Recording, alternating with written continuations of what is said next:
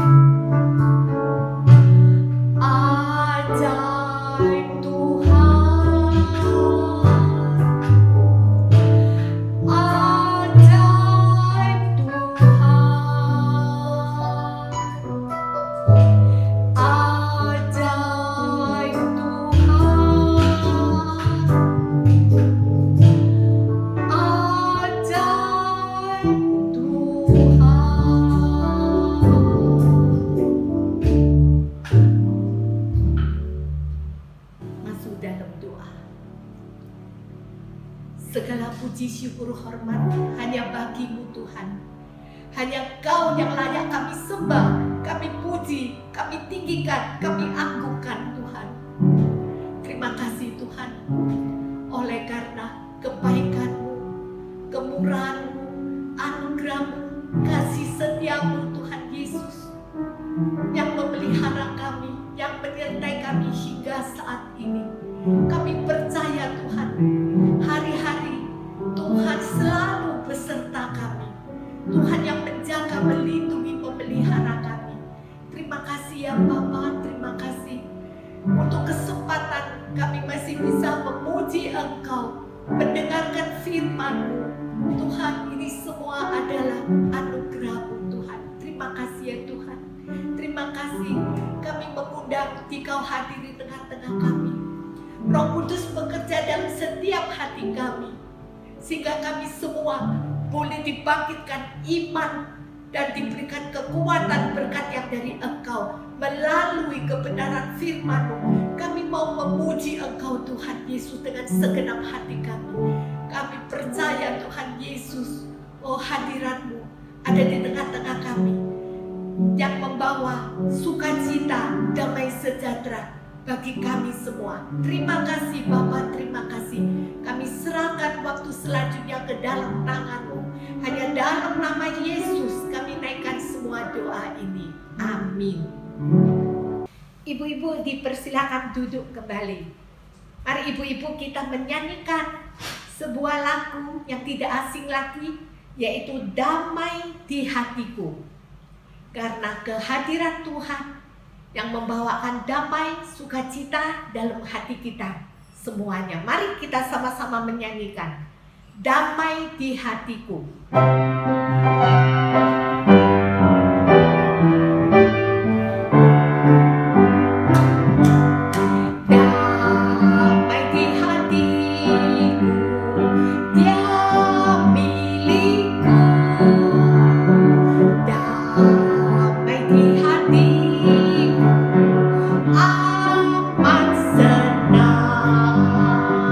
Tiada akan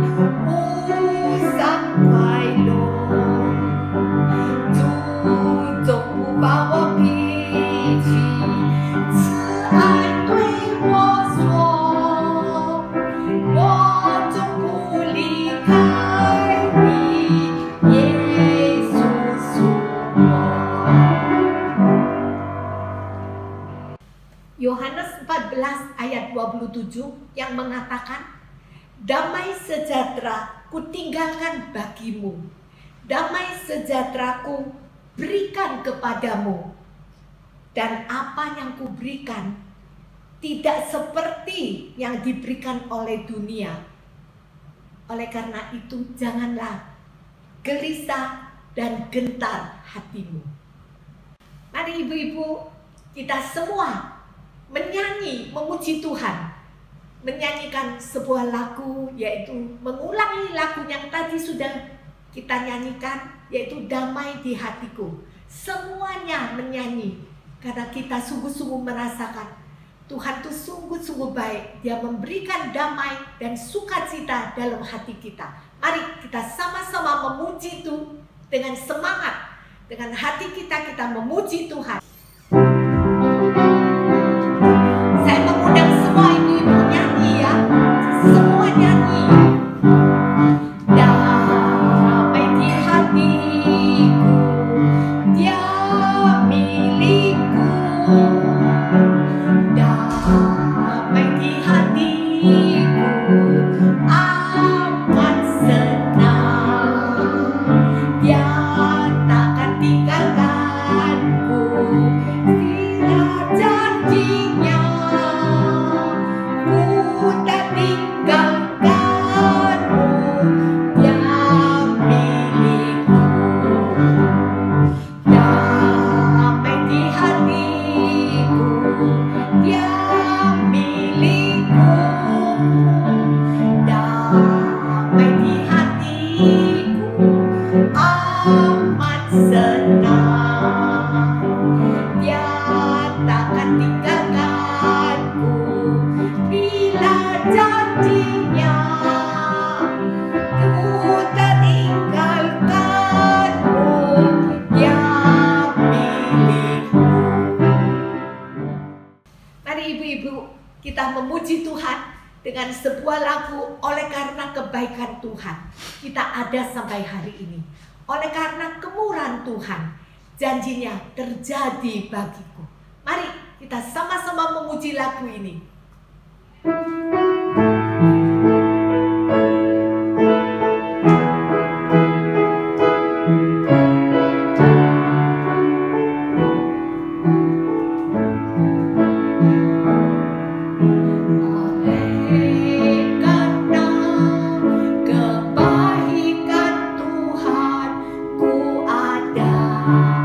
Sampai hari ini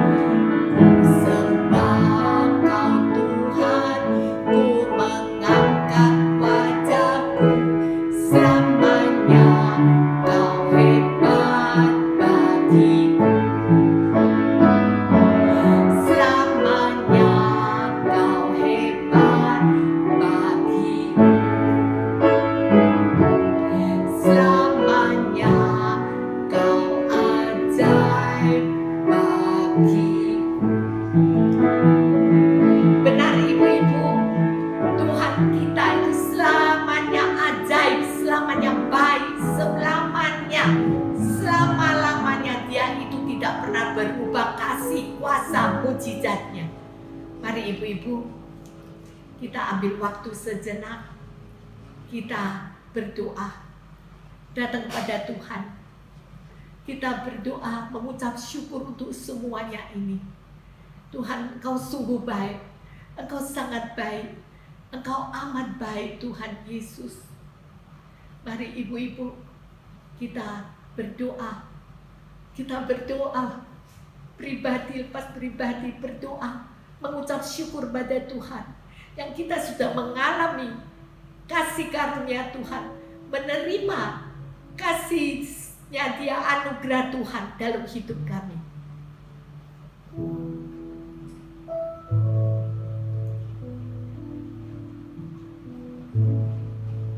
Terima kasih Tuhan.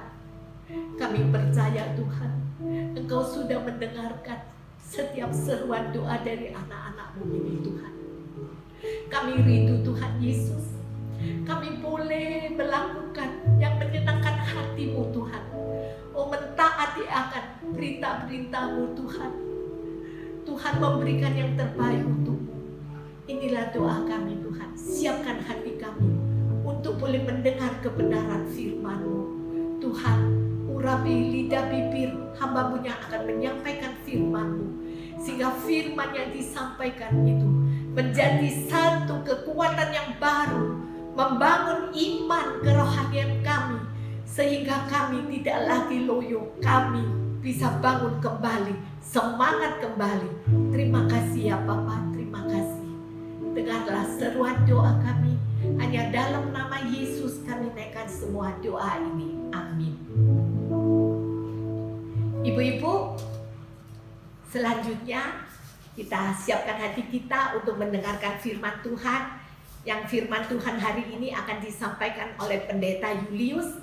Waktu dan tempat kami serahkan ke Pendeta Pak Julius. Selamat sore ibu-ibu sekalian, Komisi Wanita Febe, Gereja Kristen Kalam Kudus Kemayoran. Sekali lagi kita bertemu untuk membaca dan merenungkan firman Tuhan. Saya mengajak kita bersama-sama untuk berdiam diri dan berdoa. Bapa di dalam surga, terima kasih untuk kasih dan setia Tuhan pada kami. Anak-anak-Mu yang lemah ini, kami tak bisa tanpa Engkau Tuhan. Nah pada sore hari ini kami mau duduk diam mendengarkan firman-Mu. Biarlah Tuhan Roh Kudus Engkau beracara dalam kehidupan kami, sehingga kami dapat mengerti kebenaran firman Tuhan. Membuat kami semakin setia dan semakin berapi-api melayani Tuhan. Pakailah hamba-Mu Tuhan dapat menyampaikan kebenaran firman-Mu daripada Engkau sendiri. Terima kasih Bapa, di dalam nama Kristus Yesus kami berdoa dan bersyukur. Amin. Sekali lagi ibu-ibu sekalian, shalom, selamat sore. Nah, ibu-ibu sekalian, hari ini kita akan masuk dalam sebuah tema yang menarik sekali. Nah, saya akan masuk dalam sebuah pembahasan yang pertama. Hidup manusia dapat digambarkan terdiri dari berbagai kepingan peristiwa. Namun kita cenderung mengingat hal-hal yang besar atau peristiwa-peristiwa yang besar saja. Buktinya yang paling kita ingat dan gampang dan mudah sekali kita ingat hal yang besar adalah apa? Tanggal lahir kita. Nah, semua pasti ingat ya, tidak mungkin lupa. Atau tanggal menikah kita. Nah, tidak mungkin lupa. Kalau lupa bisa marahan sama suami ini pasti ya. Atau kemudian kita ingat tanggal anak kita lahir. Ya, atau kita ingat tanggal cucu kita lahir. Atau tanggal sebentar lagi kita akan merayakan hari kemerdekaan Republik Indonesia. Pasti hal-hal penting atau peristiwa-peristiwa penting, tanggal-tanggal penting dalam kehidupan kita mudah sekali kita ingat. Tetapi siapa yang ingat terakhir kali kita tersandung? Nah, siapa yang ingat? Ayo ibu-ibu. Siapa yang ingat terakhir kali kita dapat nasi kotak atau dapat berkat dari Persekutuan Wanita Febe, Gereja Kristen Kalam Kudus Kemayoran? Atau terakhir kali kita didoakan sama Lause, kapan? Didoakan oleh Pak Alvin, terakhir kali kapan? Apalagi peristiwa itu sudah berlangsung lama dan tidak ada peristiwa-peristiwa besar di seputar itu gampang sekali kita lupa. Tidak mungkin kita ingat. Jarang sekali kita ingat. Nah, demikian juga kita cenderung mengingat Tuhan kalau kita punya pengalaman-pengalaman yang besar dalam kehidupan kita. Kita juga gampang berdoa dan melibatkan Tuhan dalam peristiwa-peristiwa besar dalam kehidupan kita. Contohnya, sedang sakit. Apalagi masuk rumah sakit. Wah, kita pasti ingat Tuhan dan mau melibatkan Tuhan. Kita mau berdoa pada Tuhan. Atau kita dibebaskan Tuhan dari hutang. Ada berkat tiba-tiba datang, Tuhan memberi. Wah, gampang kita ingatnya. Atau kita kemudian Tuhan selamatkan dari bencana. Tuhan selamatkan dari kecelakaan. Tuhan selamatkan dari musibah. Wah, gampang sekali kita melibatkan Tuhan. Dan bukankah wajar kalau kita berdoa kepada Tuhan atau melibatkan Tuhan dalam peristiwa-peristiwa besar itu? Ketika kita sakit, wajar kita berdoa. Kita diselamatkan Tuhan, wajar kita berdoa. Tapi apakah ketika kita melakukan hal-hal yang kecil, kita ingat sama Tuhan atau melibatkan Tuhan? Sambil contoh, kita belanja ke depan rumah. Ada tukang belanja yang biasa datang. Apakah kita berdoa? Perlu melibatkan Tuhan ketika kita belanja? Atau ketika kita pergi ke Indomaret, Alfamart, atau toko depan rumah, mau beli sesuatu, masa kita harus berdoa? Nah, pikiran-pikiran seperti ini seringkali terbesit dalam pikiran kita. Atau bahkan ketika kita mau cuci piring, ya, motong sayur, masak di dapur, ketika kita mencuci, ketika kita melakukan aktivitas di dapur, masa kita berdoa sama Tuhan? Masa melibatkan Tuhan? Kelihatannya kok sesuatu yang tidak masuk akal. Nah, pikiran seperti ini sering terbesit di dalam otak kita. Sering kita pikirkan. Ambil contoh, masakah kita mengundang Presiden Republik Indonesia, Bapak Jokowi, untuk hanya sekedar meresmikan lomba 17 Agustus di gereja kita? Terlalu besar, sangat tidak masuk akal. Atau kita menggunakan golok yang besar untuk hanya potong benang. Kan sangat tidak masuk akal, terlalu berlebihan, terlalu besar. Dan ini sering terbesit dalam pikiran kita. Sehingga akibatnya menjadikan kita sebagai anak-anak Tuhan yang pada waktu kita mengalami pergumulan, mengalami kesulitan dalam hidup ini, kita merasa bahwa kita terlalu kecil untuk diperhatikan Tuhan. Ada banyak orang yang hidup rohaninya lebih baik. Doanya lebih tajam, baca firman Tuhan lebih bagus, yang rajin beribadah, rajin melayani. Mereka lebih baik secara rohani, pasti mereka diperhatikan Tuhan. Siapa saya?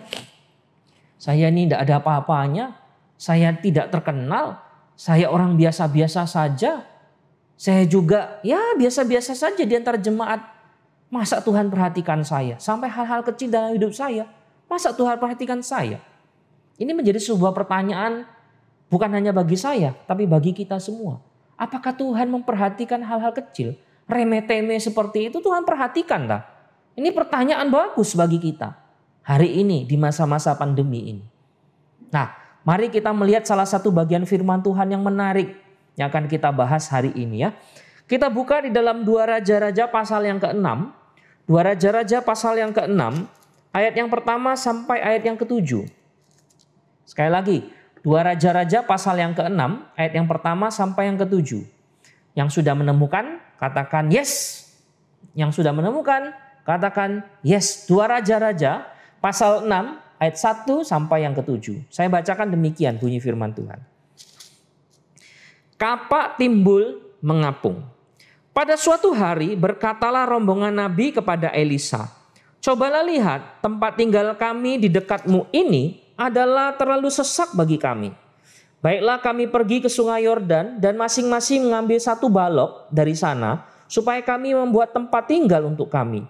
Jawab Elisa, pergilah. Lalu berkatalah seorang, silakan ikutlah dengan hamba-hambamu ini. Jawabnya, baik, aku akan ikut. Maka ikutlah ia dengan mereka. Setelah mereka sampai di sungai Yordan, mereka pun menebang pohon-pohon. Dan terjadilah ketika seorang sedang menumbangkan sebatang pohon, jatuhlah mata kapaknya ke dalam air, lalu berteriak-teriak, wahai tuanku, itu barang pinjaman. Tetapi berkatalah abdi Allah, kemana jatuhnya? Lalu orang itu menunjukkan tempat itu kepadanya. Kemudian Elisa memotong sepotong kayu lalu dilemparkannya ke sana. maka timbullah mata kapak itu dibuatnya. Lalu katanya, ambillah. Orang itu mengulurkan tangannya dan mengambilnya. Nah, ibu-ibu sekalian, kisah ini diawali oleh sekumpulan nabi, calon nabi lah ya. Orang-orang yang mengikuti Elisa. Pada waktu mereka bersama dengan Elisa, tempat tinggal mereka sudah tidak cukup. Karena kemungkinan pelayanan Elisa semakin membesar, semakin banyak orang ikut dengan dia. Dan kemudian mereka menawarkan diri untuk membuka tempat yang baru. Dan Elisa diajak untuk mengambil kayu, untuk menolong mereka, untuk membangun tempat tinggal yang baru. Pada waktu mereka bekerja, mata kapaknya jatuh. Dan kemudian mereka bilang, "Loh, bagaimana ini mata kapaknya jatuh?" Dan mereka menyampaikannya kepada Elisa. Dengan mengatakan itu barang pinjaman. Dan kemudian Elisa melemparkan sepotong kayu dan mata kapak itu terapung dan mereka mengambilnya. Nah, ibu-ibu sekalian, sebenarnya apa sih makna penting dari kisah mata kapak yang mengapung atau kapak timbul mengapung ini? Apa yang penting dari peristiwa ini? Tidak ada hal yang lainkah yang dituliskan oleh Alkitab selain daripada kapak timbul mengapung? Apa ini? Mengapa ini dituliskan? Di dalam kronologis pelayanan Elisa, ini adalah mukjizat ke-6 yang ditunjukkan olehnya. Kisah ini diapit oleh 2 peristiwa penting dan 2 peristiwa besar sebelumnya. Sebelumnya adalah kisahnya Elisa menolong seorang panglima perang Aram yang bernama Naaman. Ditolong Tuhan dan kemudian dia sembuh. Kemudian peristiwa pasal yang ke-5 dilanjutkan dengan peristiwa kapak timbul mengapung dan kemudian peristiwa berikutnya, yaitu orang Israel yang dibebaskan dari pengepungan tentara Aram. 2 peristiwa besar. Pertama, Naaman disembuhkan. Yang kedua, orang Israel dibebaskan dari tentara Aram. Nah, kenapa peristiwa ini ada dan muncul? Apa pentingnya peristiwa ini dicatat di dalam Alkitab? Nah, ibu-ibu sekalian, kisah ini sebenarnya mau menunjukkan kepada kita bahwa tidak ada yang terlalu kecil bagi Tuhan. Jika Tuhan peduli dengan panglima Aram yang bernama Naaman, Tuhan peduli kepada dia dan menyembuhkan dia. Tuhan juga peduli atas mati dan hidupnya orang Israel yang dikepung oleh orang-orang Aram. Tuhan juga peduli kepada urusan hilangnya mata kapak. Kenapa? Karena ini mau menunjukkan bahwa Allah itu peduli kepada kehidupan anak-anaknya. Allah itu peduli kepada kehidupan anak-anaknya. Mengapa? Karena rombongan ini adalah rombongan para nabi muda atau rombongan pengikut daripada Elisa. Mereka adalah orang-orang yang berkomitmen ikut Tuhan, melayani Tuhan dan menjadi pengikut daripada Elisa. Mungkinkah Allah mengabaikan mereka ketika mereka meminta pertolongan? Tidak. Bagian ini mengatakan bahwa Allah tidak mengabaikan mereka, Allah menolong mereka meskipun hanya urusan mata kapak. Kalau di masa sekarang ada mata kapak atau kapak yang tenggelam di sungai, ngapain repot-repot, tinggal pergi aja lagi beli satu, bisa. Karena banyak dijual. Kenapa repot-repot? Tapi kali ini Tuhan mau tunjukkan dia peduli kepada anak-anaknya, bahkan kepada kita. Kalau para nabi itu atau pengikut dari Elisa saja Tuhan perhatikan, masa Tuhan tidak perhatikan kita, anak-anaknya yang sudah ditebus oleh darahnya. Kita sudah menjadi anak-anak Kristus, miliknya sendiri, biji mata Allah. Masa Tuhan tidak peduli kepada kita? Tidak mungkin. Yang kedua, bagian firman ini mau kasih tahu kepada kita, karena pada masa itu orang-orang Israel sudah meninggalkan Tuhan. Banyak orang Israel menyembah Baal, menyembah berhala, meninggalkan Tuhan. Hanya sedikit saja orang-orang Israel yang masih setia kepada Tuhan.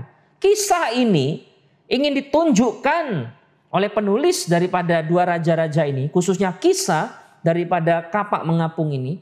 Dia mau menuliskan bahwa Tuhan itu sungguh-sungguh ada. Tuhan itu hadir dan Tuhan itu memperhatikan orang-orang yang setia kepadanya. Meskipun orang-orang itu orang yang kecil, yang sedikit jumlahnya, tapi Tuhan setia kepada mereka. Nah, Bapak Ibu Saudara sekalian, karena itu kita harus tahu dan kita bersyukur. Kita dikuatkan. Kenapa? Karena melalui firman Tuhan hari ini dikatakan bahwa Tuhan itu memperhatikan kita. Jangan pernah merasa bahwa persoalan kita terlalu kecil untuk diperhatikan Tuhan. Tidak, Tuhan itu memperhatikan kita. Apapun yang hari ini kita alami, sekecil apapun, itu tidak pernah luput daripada mata Allah. Allah memperhatikan seluruh kehidupan kita, bahkan termasuk hal-hal yang kecil. Jangan kita merasa rendah diri, ada orang lebih banyak, lebih hebat, lebih bagus, rohaninya lebih bagus, pasti Tuhan perhatikan mereka. Tuhan, aduh masa sih perhatikan saya? Tidak. Firman ini mengatakan Tuhan memperhatikan anak-anaknya. Bahkan untuk urusan-urusan yang paling kecil Tuhan memperhatikan. Karena itu kita pernah ingat di dalam Lukas pasal 12 ayat 6 sampai 7. Tuhan Yesus pernah berkata demikian, ya. Bukankah burung pipit dijual 5 ekor 2 duit? Sesungguhnya demikian tidak seorang pun daripadanya yang dilupakan oleh Allah. Bahkan rambut kepalamu pun terhitung semuanya. Karena itu jangan takut. Kamu lebih berharga daripada banyak burung pipit. Tuhan mau kasih tahu, burung aja Tuhan perhatikan. Rambutmu itu terhitung semuanya. Semuanya Tuhan tahu. Tuhan perhatikan. Ngapain Tuhan ngitungin rambut kita? Gak ada kerjaan apa Tuhan itu? Ngapain Tuhan perhatikan burung? Tapi kenyataannya Tuhan memperhatikan. Dia mau kasih tahu. Tidak ada yang terlalu kecil yang tidak Tuhan perhatikan. Kalau urusan anak-anaknya, urusan anak-anak Tuhan, urusan orang-orang percaya, Tuhan pasti peduli. Tuhan pasti perhatikan. Tidak ada yang terlewatkan dari mata Allah. Nah, ibu-ibu sekalian, masihkah kita ragu bahwa Dia peduli kepada kehidupan kita? Masihkah kita ragu kalau Dia peduli kepada masalah kita, pergumulan kita yang hari ini mungkin belum kita selesaikan? Kalau Tuhan tolong kita pada waktu kita sambil baca-baca koran, ya, Tuhan juga bersama dengan kita memperhatikan kita pada waktu kita nonton televisi, waktu kita main handphone, ya, waktu main handphone, Tuhan perhatikan, ya. Pada waktu kemudian kita masak, ya, pada waktu kita kemudian lagi menggoreng, tiba-tiba juga minyaknya terciprat, kemudian ternyata tidak kena. Cuman 1-2 yang kena minyak, minyaknya kena ke tangan kita. Tuhan perhatikan kita. Bukan hanya hal yang besar, tapi hal-hal yang kecil pun Tuhan perhatikan. Bahkan ketika kita berjalan pun Tuhan perhatikan. Tuhan menjagai langkah kaki kita semuanya. Jadi kita harus percaya Tuhan menyertai kita, Allah yang Immanuel itu. Nah, apa manfaatnya bagi kita kalau kita mengerti kebenaran yang baik ini? Kebenaran ini penting bagi kita karena akan menghasilkan pertumbuhan rohani yang baik. Termasuk juga membuat kita semakin bersyukur kepada Tuhan. Tidak henti-hentinya kita bersyukur. Kenapa? Karena ada banyak alasan untuk kita bisa bersyukur. Ada banyak alasan untuk kita terus-menerus memuji Tuhan. Ada banyak alasan yang terus-menerus membuat kita untuk bersyukur kepada Allah yang memperhatikan kehidupan kita. Bukan hanya hal yang besar, tapi juga kepada hal-hal yang kecil yang bahkan kita sendiri tidak perhatikan. Seperti tadi saya bilang, ketika kita pergi ke Indomaret, ketika kita motong masakan, ketika kita masak menggoreng, masa Tuhan perhatikan? Untuk hal-hal kecil itu pun Tuhan perhatikan. Bahkan ketika kita makan obat karena semalam tidak bisa tidur, kita makan obat karena agak darah tinggi naik, kita makan obat karena gula kita sedang naik, kita makan obat karena agak sedikit pusing, agak flu, agak batuk, Tuhan peduli sama kita. Jadi jangan lupakan Tuhan. Carilah Dia, andalkan Dia. Mintalah pertolongannya, libatkan Dia dalam seluruh kehidupan kita. Nah, ibu-ibu sekalian, hari ini semoga firman Tuhan menguatkan kita, memberikan kita semangat untuk terus-menerus percaya bahwa Tuhan bersama dengan kita dan bersama dengan Anda sekalian, dimanapun ibu-ibu berada. Ketika Anda hari ini di rumah, atau di rumah anak-anak, atau di rumah keluarga yang lain, atau di rumah saudara yang lain, Tuhan bersama dengan Anda. Mari berdoa, carilah Dia, mintalah pertolongannya. Dia peduli kepada Anda. Tuhan Yesus memberkati. Mari kita berdoa. Bapa di dalam surga, kasih dan setia Tuhan pada kami tidak habis dan tidak terputus sampai hari ini. Dan kami juga tidak hentinya Tuhan bisa mengucap syukur untuk kebaikan Tuhan yang diberikan pada kami. Sungguh terlalu indah dan terlalu baik semua yang Kau berikan pada kami. Dan biarlah hari ini Tuhan kami tetap mau belajar untuk bersyukur, mau tetap berharap kepada Engkau Tuhan. Dalam seluruh kesulitan tantangan hidup yang kami hadapi Tuhan, kami tahu Tuhan mampu menolong kami. Kami percaya Tuhan bisa membuka jalan bagi kami. Dan kami orang-orang penting di hadapan Tuhan karena Tuhan perhatikan kami bahkan kepada hal-hal kecil pun. Bahkan ketika kami tidak ingat pun, bahkan ketika kami tidak minta kepada Tuhan pun, Tuhan sudah tahu, Tuhan perhatikan. Tuhan, kami rindu Tuhan, hidup kami terus-menerus menyenangkan Engkau dalam seluruh hidup kami. Inilah Tuhan seruan dan doa kami yang kami naikkan ke hadapan Engkau Tuhan. Di dalam nama Kristus Yesus, Juru Selamat kami yang hidup. Amin. Selamat sore ibu-ibu sekalian, Tuhan Yesus memberkati. Ibu-ibu, setelah ibu mendengarkan firman Tuhan, tiba saatnya untuk meresponi membalas cinta kasih Tuhan kepada kita. Mari kita sama-sama memberikan yang terbaik untuk Tuhan. Dengan sukacita, sukarela kami mempersembahkan sebagian berkat yang sudah kita terima dari Tuhan. Kita menyanyikan sebuah lagu, Yesus Engkau baik, sungguh baik, sangat baik.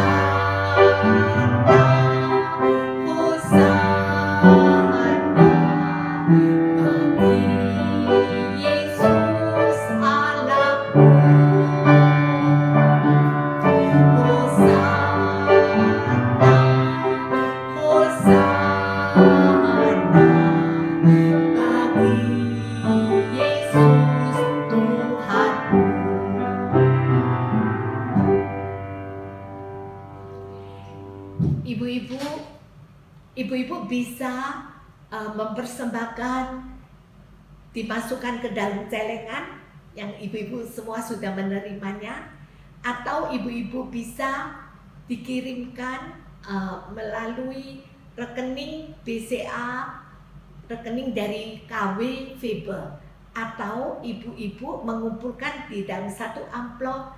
Nanti kalau ibu-ibu sudah kembali ke gereja, kita bisa ketemu kembali, dan amplop itu bisa diberikan kepada pengurus. Kalau ibu-ibu celengannya itu sudah penuh, ibu-ibu bisa meminta celengan yang baru, meminta pada pengurus. Kami pengurus sudah menyediakan banyak celengan ya. Ibu-ibu, mari kita masuk dalam doa.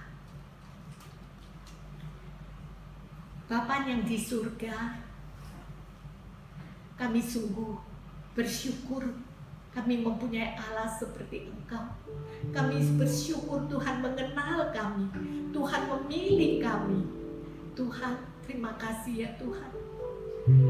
atas kepedulian-Mu kepada setiap kami, atas pemeliharaanmu dalam hidup kami semua Tuhan. Kami semua ibu-ibu PBK, Tuhan berkati.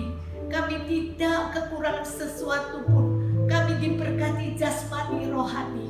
Terima kasih ya Tuhan, terima kasih. Tuhan, terimalah persembahan kami Tuhan. Meskipun itu tidak berarti bagimu Tuhan Yesus, tapi kami mau memberinya dengan sukacita, sukarela Tuhan. Tuhan berikan hikmat kepada para pengurus sehingga mereka tahu bagaimana mengelola uang ini untuk meluaskan pekerjaan Tuhan di KWVB dan banyak menolong mereka yang membutuhkannya. Terima kasih ya Tuhan, berkatilah KWVB ini Tuhan. Tuhan, terima kasih Tuhan, terima kasih. Kami percaya Tuhan, Engkau selalu menyertai kami. Engkau selalu ada dengan kami dimanapun kami berada. Tuhan, kami serahkan semuanya ini ke dalam tangan-Mu, karena Engkau satu-satunya sumber harapan kami, sumber segala-galanya bagi kami. Terima kasih ya Bapa, terima kasih. Terima kasih Tuhan. Hanya dalam nama Tuhan Yesus Kristus kami naikkan semua doa ini. Amin. Ibu-ibu, mari kita akan mengakhiri persekutuan sore hari ini. Dan mari kita bangkit berdiri. Nanti doa berkat akan disampaikan oleh Pendeta Julius. Kami persilakan. Mari ibu-ibu sekalian, arahkan hatimu kepada Tuhan dan menerima berkat daripadanya. Tuhan memberkati engkau dan melindungi engkau sekalian. Tuhan menyinari engkau dengan wajah-Nya dan memberi kasih karunia. Tuhan menghadapkan wajah-Nya kepada kita sekalian dan memberikan damai sejahtera. Biarlah hidup ibu-ibu sekalian diberkati oleh Tuhan hari ini sampai Maranatha. Amin, amin, amin. Ibadah selesai, silakan mengambil saat teduh, berdoa secara pribadi. Tuhan Yesus memberkati. Ibu-ibu, kita akan mengakhiri persekutuan sore hari ini. Mari kita menyanyikan Bapak terima kasih.